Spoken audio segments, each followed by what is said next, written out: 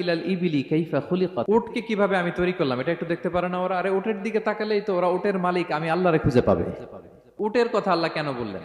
উট হচ্ছে এমন আজীব একটা প্রাণী যেটা প্রাণী বিজ্ঞানীদেরকে হয়রান করে দিয়েছে। আল্লাহু আকবার, আপনি অবাক হবেন উটের যে ফিচার আল্লাহ তাআলা দিয়েছেন। প্রাপ্তবয়স্ক একটা উট একসাথে 200 লিটার পানি খেয়ে ফেলতে পারে, এবং উটের পেটের ভিতরে একটা স্পেশাল ওয়াটার চেম্বার আছে, ওই চেম্বারে রেখে দেয়, যখন লাগবে ওইখান থেকে নিয়ে নিয়ে বেঁচে থাকে। 1 মাস না খেয়ে বেঁচে থাকে কি করে? ওটের পিঠে দেখবেন একটা কুজ আছে, এই পুরো কুজটা হচ্ছে চর্বির আধার।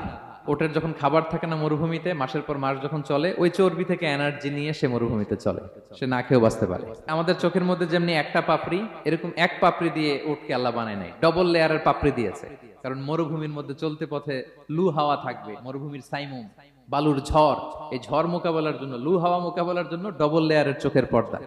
একটা পর্দা ফেলে রাখে আর একটা খুলে সে হাঁটতে থাকে, তার কিছুই হয় না। সুবহানাল্লাহ।